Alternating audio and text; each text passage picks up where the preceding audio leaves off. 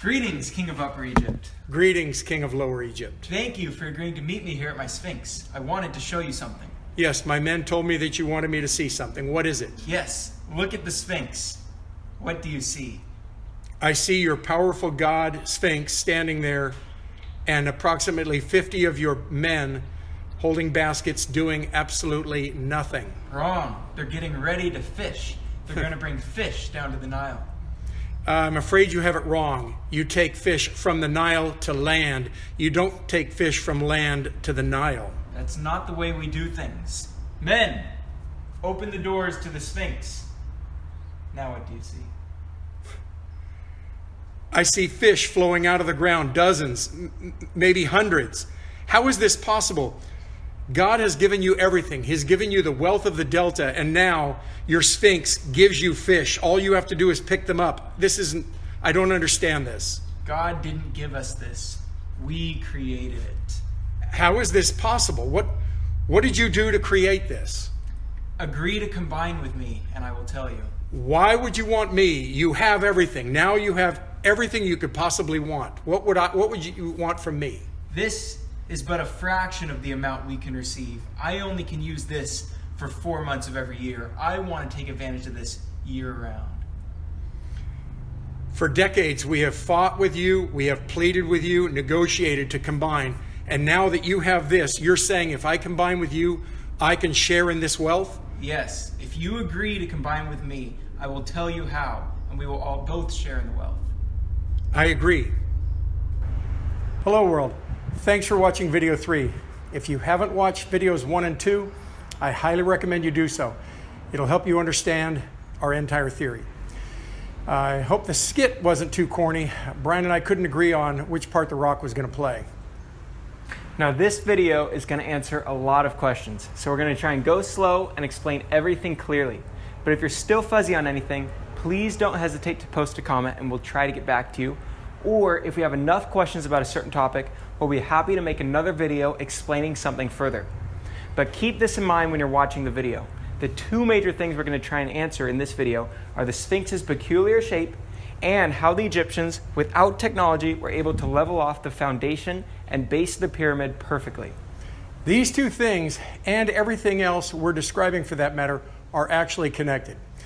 Most people marvel at the pyramid without realizing it is only one piece of a much larger system.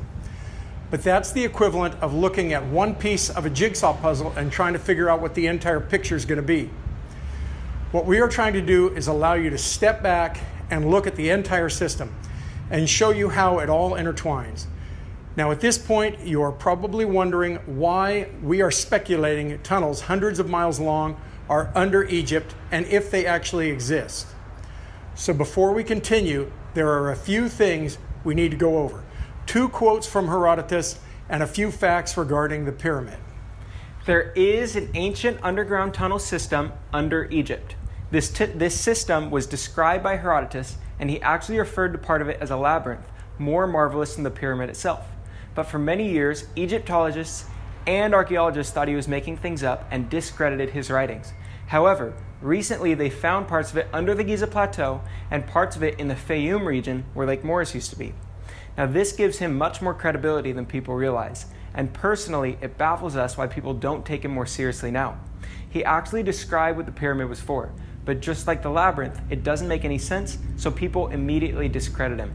This tunnel system found today is hundreds of feet deep and actually has 3 layers underground. The bottom one still has water in it today. Unfortunately, they still haven't excavated it to find its source. But Herodotus wrote something very interesting that gives credibility to our speculation of this tunnel connecting to Aswan. If you weren't already convinced from our story in King Narmar in video 2, you're about to be now. I'm going to put the entire quote on the screen, so if you want to read it, feel free to pause the video and take as much time as you need. But we interpret this quote to say, there is a tunnel in Aswan that is the source of the water in Egypt. In it, he mentions that that water would flow out of the tunnel and travel both south and north. You'll see in a little bit in this video, and more so in our next few videos, how they were able to allow water to flow out of this tunnel and travel both south and north. Now, the area that we speculate this tunnel was placed is in this area of the Nile that's roughly 50 miles downriver of modern-day Lake Nasser. And that's because that area of the Nile in ancient times used to be a lake. But that area of the Nile is today described as having some of the best fishing in the world for several species of fish. The next quote backs up the basis for our theory entirely. Again, feel free to pause the video if you want and read it for yourself. But he mentions that the water of the lake passes through a man-made channel. 6 months, the water passes flowing into the lake, supplying a small amount of fish, and because of that, a small amount of taxes to the royal treasury. And 6 months, the water flowed through this channel out of the lake, bringing a larger supply of fish and more taxes. We found this interesting, that he describes the same channel for water traveling both directions. And it took a while for us to interpret this, but continue watching our series and you will understand why in a few videos. The last thing we need to go over is about something we are about to show. We are about to connect these pipelines to the pyramid. You are probably thinking, if there was a connection between them, somebody would have figured it out by now. So here's what exists today. There are 3 tunnels branching off the subchamber under the Great Pyramid. One of them is the descending passageway that extends up through the inside of the pyramid to the swivel door. The other 2 are thought to be dead ends. One is called the bottomless pit. It extends straight down 12 feet. The other one is a shaft coming off vertically that is described as traveling toward the Nile, roughly 50 feet. We have evidence that both of these shafts are connected to the tunnel system spanning between Aswan, the Great Pyramid, and Lake Morris, and are going to reveal this in our next videos. So watch and you'll see we're going to reveal our smoking gun. Sorry that took so long, but everything we just covered is extremely relevant to our theory, and we needed to make sure you fully grasped it before we continued on with our series. Now, if you remember in our last video, we left off here. They had finished digging a tunnel from Aswan all the way to the Giza Plateau, ending it right here. Now, at this point, what they would have wanted to do is continue digging the tunnel up. This would be in hopes of finding the elevation that water would balance out with Aswan. But once they daylighted it on the plateau, they realized they still needed to gain more height. And the only way to do this is to create a structure. So, what they would have done is carved into the Giza Plateau and created a moat on its perimeter. When they did this, the floor of the moat didn't need to be perfectly level, as long as no area sat above the water line when water filled the moat. What they would have done is brought down quality blocks from Aswan to be able to support the structure they were about to build on top of them. Then they would custom cut each stone and place them in the moat, creating a level surface. If you're unclear with what we're describing, in our next video, we're going to have a skit demonstrating this concept a lot more clearly. Now, at this point, what they would have done is begun building the pyramid itself. They would have carved out identical casing stones and placed them on their perimeter, placed them in the moat, creating the perimeter of their pyramid. When they set the blocks down, it was important that they set them down touching each other to create a watertight seal between them. We understand they didn't have ways to seal the connections for a perfectly watertight seal, but water still would have been able to rise up the inside of these stones. And as water did, it would eventually begin flowing over the tops of the stones. When this happened, any imperfections on each stone would reveal itself, because water would only flow over the lowest point of the perimeter. They could then shave down the high points of each individual stone until water flowed over the entire perimeter, and they knew they had a level base to continue building on top of. They could have used this process for additional courses as well.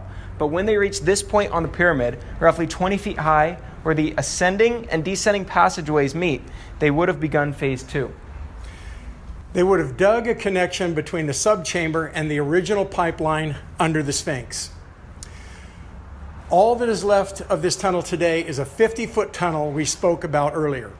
But also, interestingly enough, if you look at the diagram of the tunnels under the Sphinx, there is a tunnel that is described as traveling toward the pyramid. We believe these are 2 ends of the same shaft. Their goal was to force feed Lake Morris to raise the elevation through the original channel using the pressure of the higher elevation of Aswan. But before doing this, there was one more thing they needed to do. They had to block off the open holes in both the pyramid and the Sphinx. When water began flowing through the system, what would have happened for the first time in the history of the world is they would have unknowingly created an air compression chamber in the upper portion of the Sphinx. As the water flowed through the system, it would have rose up, making the air in a smaller and smaller area, increasing its pressure until finally something had to give. And what would have given is the narrow areas in the neck of the Sphinx. It probably would have broke it off. Now, when this happened, they had to recarve a new head on top of the existing body. And this was because there was already holes at the base of the Sphinx, one at the tail and one in the middle by the arm. So they couldn't recarve the body itself to make it proportional. This explains why the Sphinx you see today has such a peculiar shape. It has a very tiny head and a massive body. And it also explains why many archaeologists speculate that in ancient times, the Sphinx was renovated. Thank you for watching this video, and I hope that you stay tuned for our next video where we continue building the pyramid and finally reveal its true purpose. Thank you.